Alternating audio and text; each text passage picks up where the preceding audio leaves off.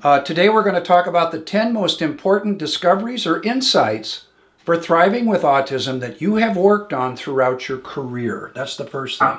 And then as a secondary question to that, what new developments are now in the process of either coming to market or being implemented that will continue to enhance the life of people on the spectrum? Yeah, I've got 3 for that. Good. Hello again, everybody. This is Craig Evans of Autism Hangout, and thank you for tuning into this, the last episode of the Ask Dr. Tony show.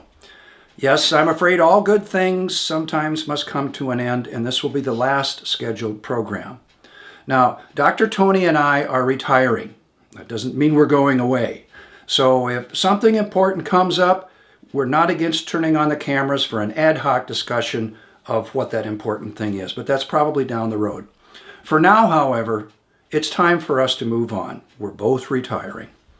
Dr. Tony, is there anything you'd like to add to that sentiment? Yeah, I'm retiring really because I'm physically getting old, not because I'm mentally getting old. I still feel 25. I'm emotionally immature. In many ways, it's my recovery time, it's what I can do, etc. So my body is saying, slow down. Okay. So for this last program, Dr. Tony is going to be talking about the 10 most important discoveries or insights for thriving with autism that he's worked on throughout his career, and also what new developments are now in the process of either coming to market or being implemented that will enhance the life of people on the spectrum. What a lovely task that you've given me there, Craig. It was a wonderful one. I've had some reflection. And what people may not know, when we started this pre-recording, we've been going for 17 years, since 2007. Yeah. We were younger men then. 70 programs. Yeah. And 2 books. And I'm going to do a quick plug. This is the commercial break. Because what has happened is we've had some superb questions from people. Yes. This wouldn't exist without those excellent questions, which have been the stimulus for me to prepare answers. Yeah. And that has been such a useful resource that, yes, it's available on YouTube, etc., but also in 2 books. This is the first one that came through. This was a subsequent one. So that gives you an opportunity to delve into many of the things we have explored, and I've explained as best as I can. But I'm always learning. Craig, you and I have met 3 times, actually officially, but we meet regularly on this. But no, we also have a bit of a laugh before we start the actual recording, which I suppose in a way I'd better begin with. I've been exploring autism officially for over 50 years, and there's been some phenomenal changes. When I began, there were certain views on autism that it is a disorder would have been the sort of term that would have been used, often involving people with very high support needs, often not speaking. And so our speech therapists, speech pathologists would be encouraging speech. And we would be delighted if somebody developed a vocabulary and basic conversation skills. And this was the form of autism, a very conspicuous disability. But then we've explored the continuum. And what's happened, interestingly, is the first of the 10 is the voice of autism. And that is now the advocates, the advocacy movement, that the voice is there, nothing about us without us. It's also the view of, in many ways, explaining autism rather than correcting or rejecting autism. So some of the work that I do is to take whatever aspect of autism that is confusing or abrasive to others. We could teach the skill, we could make sure that you practice it, and it's going to take ages, and it may well not be successful. We can't guarantee it. But what you can do is explain it. I'm the sort of person who tends to look away when you're talking, helps me concentrate on what you're saying. I'm the sort of person who really loves to talk about dinosaurs, but I know it's not interesting for everybody. If I'm boring you, please tell me and I'll stop. So the approach now is to explain and accept autism which I think is delightful, that it's the autistic voices coming through in research, obviously, but also in the clinical area within families, etc. So I'm delighted that we now are much more accepting than correcting of autism. So that's my number one. Actually, when I began, autism was 1 in 2,500. It's now 1 in 36. Wow. So we realize that the number of autistic people there is much more than we first thought. My number two in this, not in order of priority, but in exploring, this is more in the last 10 years or so, is what I call adaptations to autism. If you're autistic, you know you're different. Often when you're 4, 5, 6 years old, you start to feel there's things going on socially that I'm not part of. I don't get it. And there's something going on here, but I try and do what they're doing, but it doesn't seem to work, etc. And what has happened is one of the adaptations to autism is to say, I'm not very good socially, and I certainly don't want to make a mistake and be laughed at or rejected. So I will watch. Part of autism is being very good with patterns and systems. And so you apply this mindset to socializing, and you understand the rules and the conventions and so on. So you're a great observer of people. And so what you learn to do to fit in, often to avoid being bullied and teased and be part of the group, is you suppress your autism. Now that's a problem, because some of the autistic features, like rocking and so on, are soothing or pleasurable. So you're denying yourself the soothing and pleasurable aspects of life to fit in. And you take on a role or script, you camouflage, you have a mask, you become a fake self. The authentic self has gone. It means that you're part of the group, but it leads to, should we say, phenomenal energy depletion, and sometimes can contribute to burnout and depression and so on. So it's not being the authentic self. And one of the very new areas that I want to explore further is an answer to a simple question: who are you? And to have the vocabulary and the concepts and insight to explore who you are, because then you can make better decisions in terms of career, relationships, and so on. But I can understand the temptation of acting, and acting so well that people don't know that it's not the real you. Mm-hmm. So it's camouflaging. Yes, I can understand at times it can be useful, but not as a lifestyle. We're also finding out that it's not exclusive to autistic girls and women, as we first thought. Autistic boys and men will also do that too. So it's camouflaging, which in part explains why so many are now being diagnosed, because it may not be until teenage, late teens or adult years that they say, I can't do this anymore. I can't. There's something different about me. I need help. And that will push up the number of referrals. So in my clinical work, I'm getting a lot of adults who are saying, I faked it, but I can't do it anymore. Now, the next one, at number 3, the view was many years ago that autistic individuals will lead an isolated life, not really involved in friendships and so on, which is not true. And there are autistic dating relationship aspects that are currently being explored. And that is, it's what I call going beyond friendship. It's finding someone who you want a romantic relationship with and may indeed have a long-term relationship. So I sometimes work with couples where one or both are autistic, and the challenges that can occur, it can be a successful relationship, but there are issues that need to be addressed. Things like communication skills. For an autistic person, the style of communicating your inner thoughts and feelings is not look at me and tell me your life story. They find that very uncomfortable.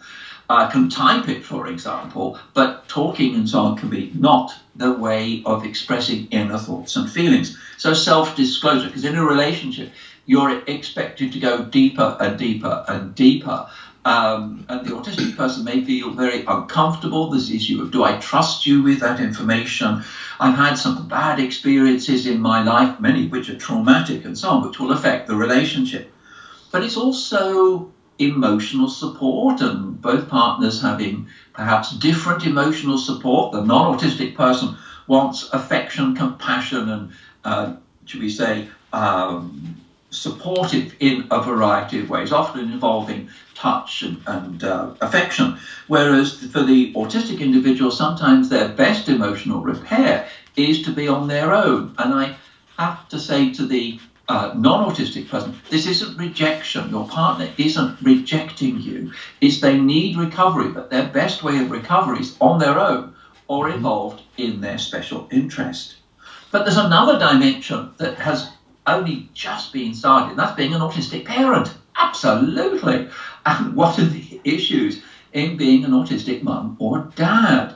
And often having great skills, but may not have the confidence or trust their intuition in what to do. So often the support is to affirm what they're doing. And I do find that an autistic individual, when motivated, will be superb at it. So some autistic individuals read all the books on being a good parent, and they analyse them and so on and say, right, that's what I need to do. So they see, okay, I'm not good at this. I will become expert at it by exploring everything on the internet in books and those sorts of things, and be successful. Next one, in a way, is linked, and that's aging and autism. There's recent magazine articles mainly on Leo Kanner's first descriptions of autism of 11 children in the 1940s. And at that stage, autism was very conspicuous in terms of young children not speaking, being very isolated and so on. And then following them up and what happened. In my own experience, I followed up individuals over 40 years for some individuals. And what happens? Does autism get greater? Does it get less? And so on. And I was sort of very apprehensive as to what are the outcomes. Actually, much better than we first thought. Discovering strategies for emotion regulation, just having one friend, not necessarily wanting to be popular, but just having one friend. And a major component has been self-acceptance. Not that I'm defective or I need to become like everyone else, but I accept myself for who I am.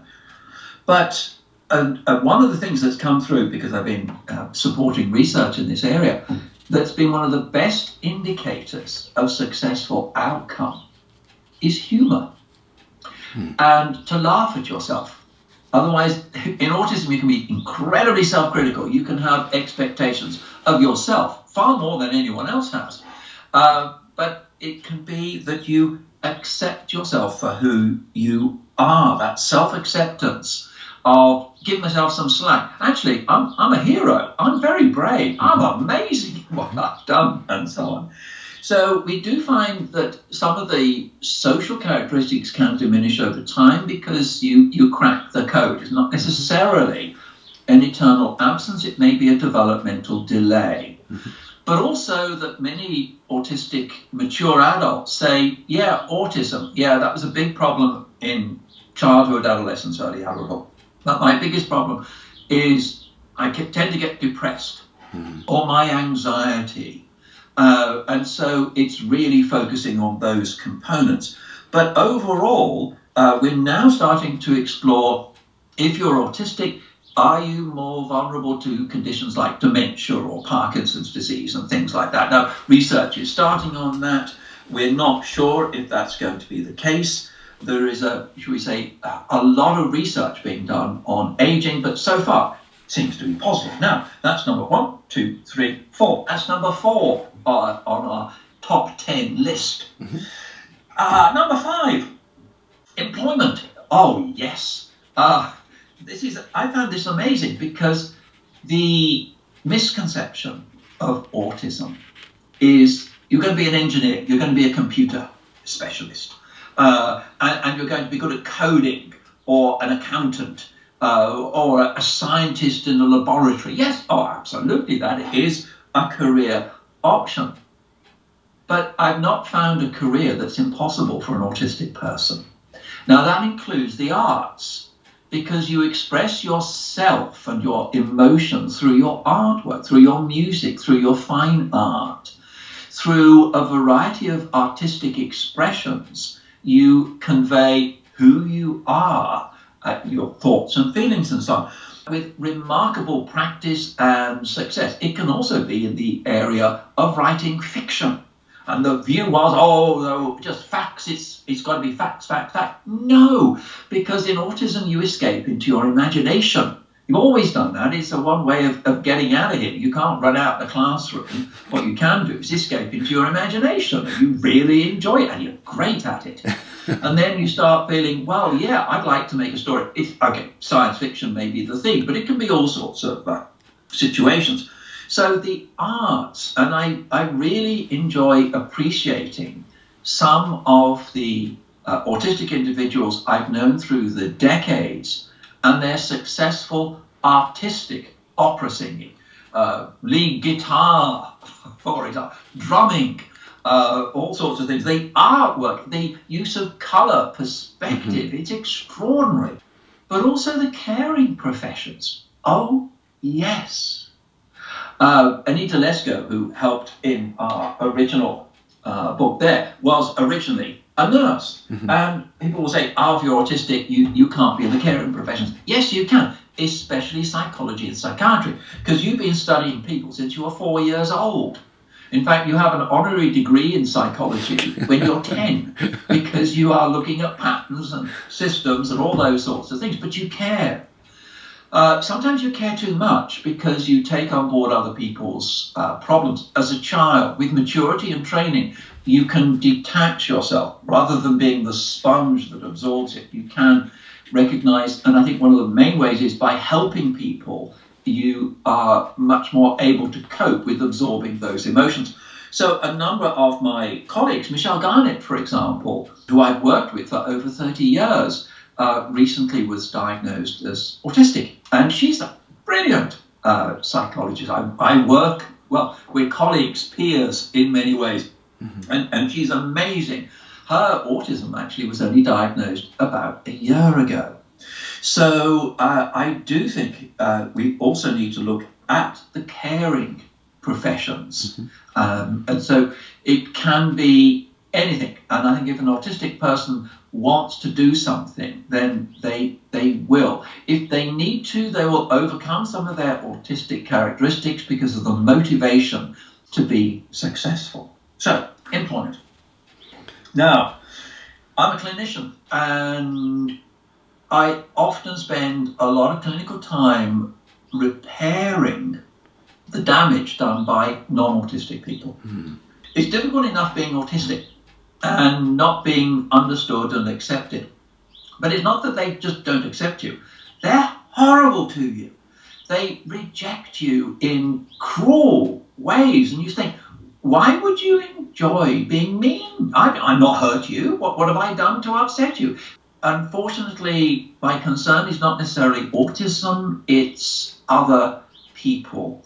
And especially during the school and high school years, how they can damage the evolving personality of the autistic person. So it's bullying and teasing. Yes, absolutely. But there's two more, and that's rejection, which is incredibly hurtful for somebody who's trying to connect, and humiliation. It's being laughed at.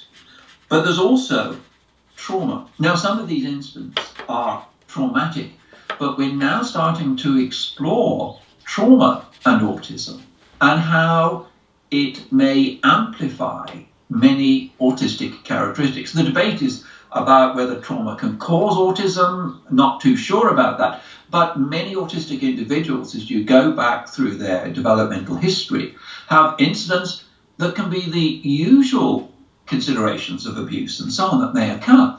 But it also can be trauma in terms of sensory sensitivity, which is incredibly painful. So it's traumatic to have that shock and it is very painful, so regularly. And people say, well, just get over it. Don't just forget it. And you can't. And repeated exposure doesn't reduce the reaction. So you're traumatized by it. We need to be aware of that. Another topic. The next one is emotion regulation. We are now discovering that in autism there are a number of problems. First of all, interoception. That is the ability to pick up the signals in your body that indicate emotions are increasing. Now that can be increasing heart rate and breathing, which indicate that you are anxious or agitated. And often the autistic person isn't consciously aware. It's like a mind-body division. The tense muscles, the signals that indicate you are becoming increasingly anxious or agitated and so on.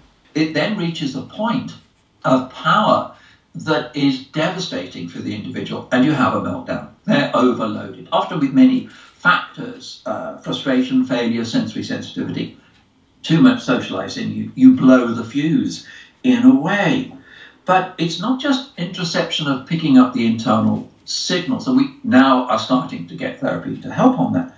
But it's also alexithymia, which is the ability to convert thought and emotion to speech, having the vocabulary, the insight.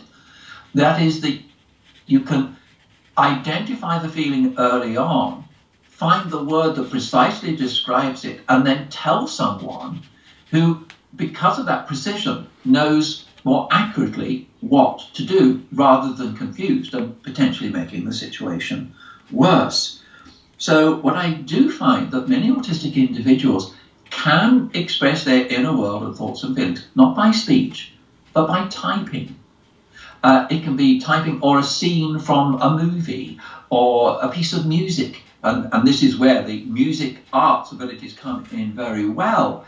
So it's really finding another way to look at me and tell me how you're feeling. And that is a very strong psychological urge that you get from psychologists and psychiatrists is and relationship counselors. How do you feel? And the autistic person says, I don't know. Come on. You're being difficult. You're not taking this seriously. How do you feel? You're a smart person, not stupid. How do you feel? You're being evasive. You're not helping.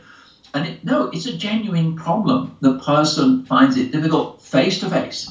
Find the words, not easy. So they need compassion and, shall we say, alternative means of describing your thoughts and feelings. Send me an email. And I often find with the clients that I see, they'll send me an email. I'm going to see them. I say, okay, can you make a list of topics you want to go through when I next see you? The eloquence and insight is quite remarkable, but by time, because when you said something, you can't unsay it. But if you're typing, you can say, no, that's not right. Delete. This way, that's the way. And then go on to the next sentence. So you have an opportunity to moderate what you're going to convey. So emotion regulation and linking into aging, etc. Many autistic individuals say that anxiety is their greater concern. And I'm increasingly of the clinical opinion that autistic anxiety is far more powerful than conventional anxiety. I think autistic individuals experience anxiety at a much more deep and powerful level. And a lot of the intense anxiety drives many autistic behaviors as a coping mechanism in many ways. And I do think our conventional psychotherapy and medication is helpful. Oh, yes, it's helpful, but it doesn't effectively reduce it to a bearable level. I want research to find out what's going on here right from early on, but especially with the onset of puberty, when anxiety doesn't come in a wave, it comes in a tsunami. It is so powerful. Whether it's the endocrinology of autism needs to be explored, but autistic anxiety is something else. Now, another one, number 8, my own description of autism, is it's a different, not defective, it's a different way of perceiving, thinking, learning, and relating. It's a different way of perceiving. You notice sounds, colours, detail, specks of dust in the air. Your visual acuity is phenomenal. Your ability to hear somebody using a vacuum cleaner 2 houses away, for example. So it's a different form of perception, and you notice patterns and systems and errors in particular. But it's also a different way of thinking. Non-autistic people think socially. They have an inner conversation. And if it's a problem, who can help me? Now, in autism, conversations and other people is not the first thing on your mind. You've got to try and solve it yourself. And so there may not be an inner conversation to try and resolve it, or the first thought, oh, I'm not good at this. Who can help me? I must solve this myself. It's a different way of thinking.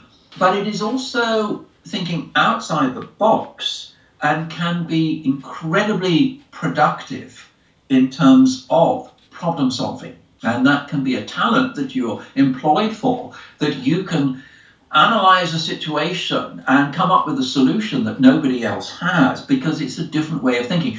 The non-autistic social conversational way of thinking is fine for some situations, but not all. Different way of learning, often learning out of a social group. Get rid of the other students. In other words, I learn from a computer screen or reading a book. As long as I don't have to socialize and have a conversation, it doesn't have to entertain me. I can just focus all my mental energy on what I need to know. So it's a different way of learning. And of course, schools are getting worse for autistic kids because it's much more group learning. And you're on a big table all together because you've got to learn to socialize and work in a group. And the teacher entertains you and you're thinking, no, that's confusing. It doesn't give clarity. It's confusing. So I'm afraid that some of the learning environments may not be autism friendly. But it's also a different way of relating. It's not relating to group settings in groups of friendships, particularly in the teenage years. It may be relating on a one-to-one basis and not needing as much social contact as others. So it's a different learning profile. We've been exploring that for several decades. And unfortunately, a lot of autistic individuals underachieve. And they know that. They know, I'm smart, but I'm just not getting the grades. And that's a problem. Now, number 9 on my list here is the autistic community for advice and friendship. And we're now doing a bit of social engineering and professional engineering. And I'm delighted that autistic individuals are being mentors. For example, if we look at alcohol and drug dependency, the use of a mentor has been around for decades. But we're also looking at that if you are autistic and you have, in many ways, a substance abuse concern for that, then another autistic person who has been down the same path may have more credibility and ability to support than a non-autistic person. And so what's happening on the internet, in social media, at conferences, all those sorts of things, and now professionally, of being doubly qualified. That is, qualified in whatever area that they choose to work in, helping people, but also in terms of, I know it from the inside, and having that authenticity that is so powerful. And sometimes come up, and some of my best strategies came from autistic individuals. And I thought, wow, that's good. That's not in any textbook. That's not a theoretical model of autism or whatever it is like that. That comes from pure originality and insight. So it's recognizing, and this is what in many ways we did. We've been there, done that, try this. We did a survey, over 300 people. What are your biggest problems? And then asked autistic individuals, Temple Grandin and others, how do you cope with this? What do you do? What's your secret? How have you adapted to that if need be? And then we got a number of autistic authors, and I contributed as a professional at the end of each one to tie all the loose ends together. But this book is really the basis of autistic wisdom, and that's what we need to focus on more. Now, the final one of the 10, Autism Plus. Autism comes with friends.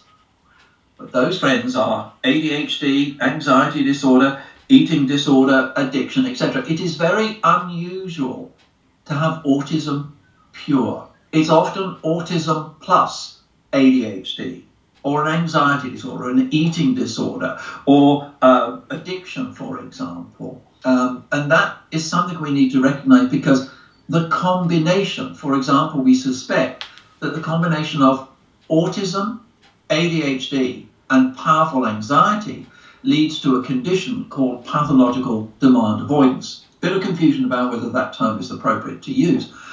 But if you have all three, your coping mechanism can create a number of problems. And in other words, when we're helping an autistic individual in many ways, yes, there's the effects of autism in their daily life, but also the ADHD, anxiety, and their coping mechanisms.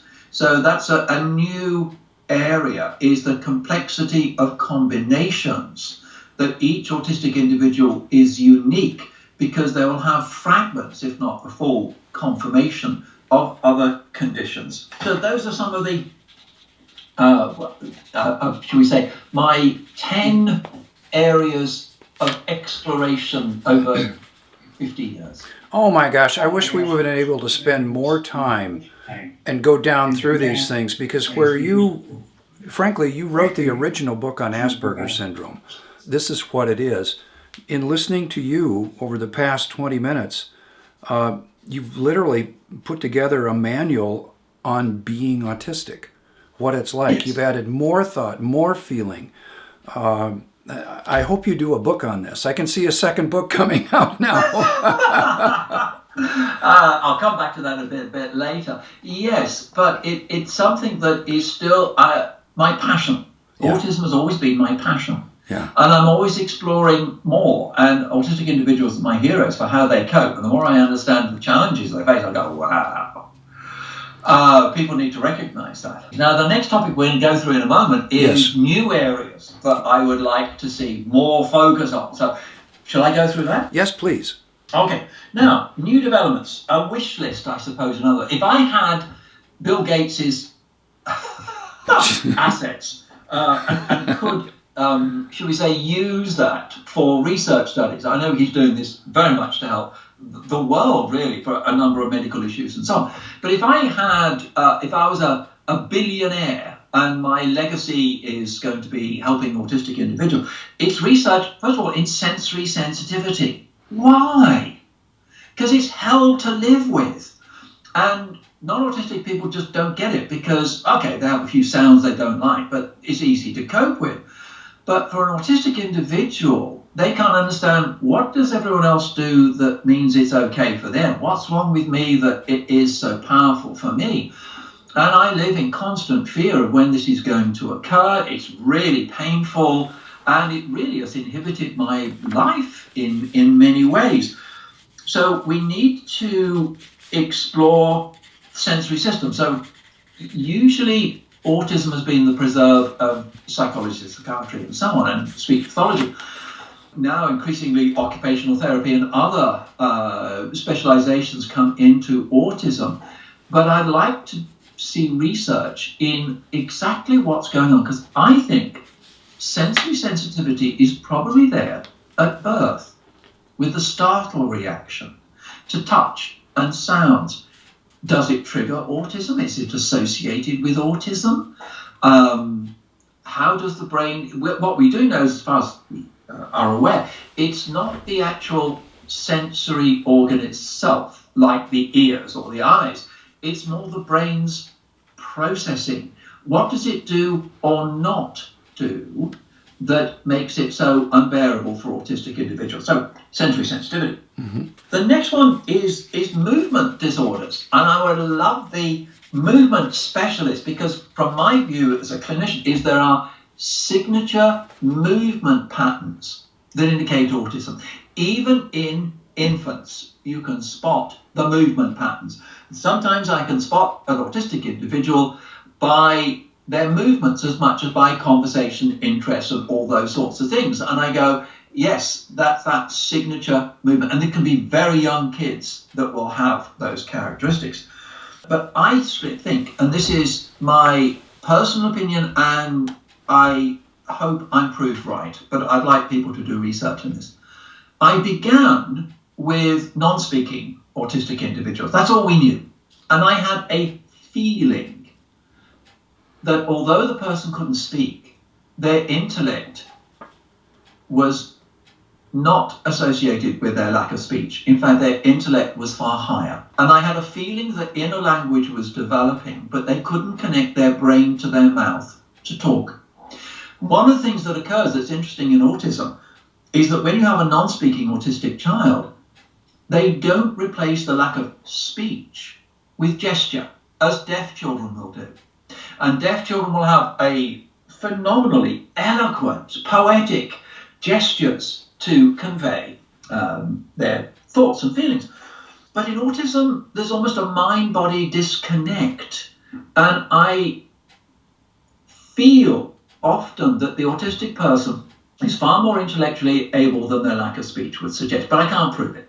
Because if you're doing an IQ test, you've either got to give an answer or you've got to move things and, put all the puzzles in the right place. And if you've got to move, it's like cerebral palsy was years ago.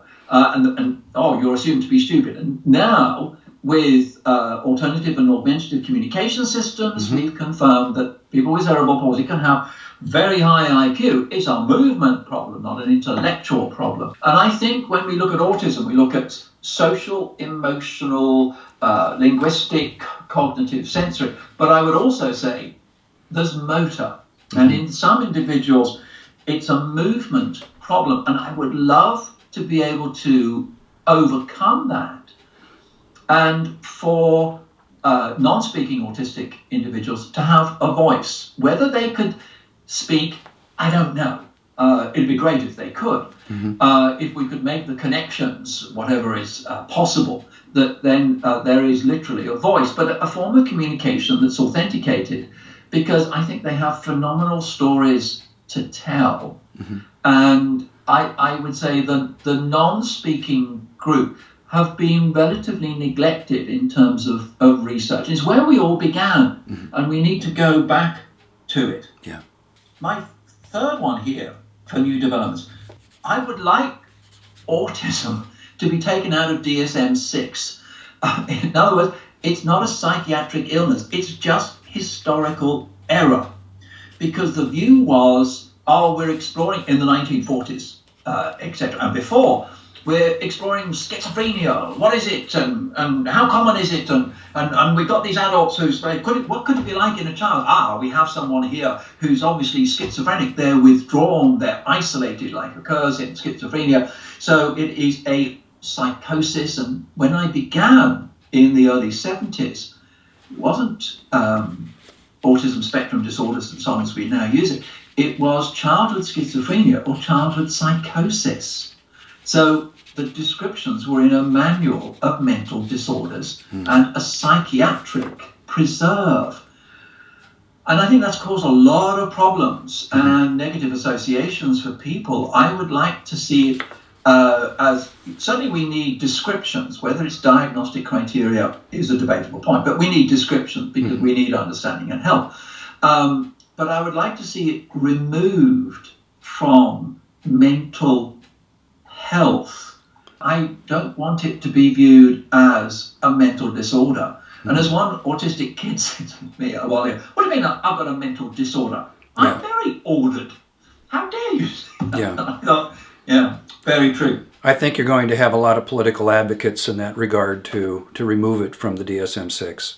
I can understand at the time in their lack of knowledge, there was a superficial similarity, but in the late 60s, 70s, it became clear that schizophrenic people weren't autistic when they were young, and autistic people don't develop into schizophrenia. Right. So I would say it's an historical anomaly. Dr. T, that was a wonderful list of things to wish for under the Christmas tree. I hope they happen within our lifetimes. And speaking of lifetimes, what do you intend to do in your retirement? Not retire. I think that's your personality. But this is my passion, and this is my energy. This is my life's work. And what I'm doing is I'm doing less as time goes by. Okay. And what I'm finding is if I'm going to be of value, then it is, for example, writing and webcasts and things like that. There are still some individuals that I'm supporting individuals in my own family, my son and 2 grandchildren. And of course that keeps me up to date with some of the latest developments and so on. But I want to pass on that information, and that's where I'm currently contributing to 3 books. One is on autistic girls and women. Another is on relationships and helping with that. And another is on energy accounting. All 3. Jessica Kingsley publishers are going to publish. With Michelle Garnett, we have what's called Atwood and Garnett events. And once a month, we will do a webcast. The one coming up in a few weeks is going to be on autism in schools and making an autism-friendly school environment. There's about nearly 30 webcasts now in the library. So there's lots of things that I'm excited about, and I still avidly read the research journals. Journal of Autism and Developmental Disorders. I've subscribed to that since 1971. Wow. So I try and keep up. I obviously help with research studies as an advisor for research. I hope, Dr. T, that you continue to stay connected and motivate people. I hope there's another 10 future Dr. Tony Atwoods watching this that are going to come with more information about how to be a better autistic person. Yes, be a first-rate autistic person than a second-rate non-autistic person. Okay, I'll get off my horse now, but I've just been listening to you. You motivate me. So is there anything you'd like to say to the audience? By the way, Autism Hangout has had over 1 million views. I don't remember what it is. I haven't been keeping track, but you folks made these interactive conversations possible. Your questions to Dr. Tony have allowed him and Michelle to continue coming up with more content that helps all of us make the world better for people on the autism spectrum. So is there anything else you'd like to add to that? I'd like to say thank you for the people who have tuned in over the years, because they've had some great questions. What I've learned, I pass on. My intention is to make the quality of life of an autistic person better. That's been my eternal goal. Thriving with autism, and we all know it's possible. Folks, again, thank you for watching. We do wish you all well. And so from Dr. Tony and me, it's best wishes always. Be strong, be kind, and please be present. Stay present. Advocate. Craig, you're absolutely right. Be kind to yourself. Okay. Thank you again, folks, and good night.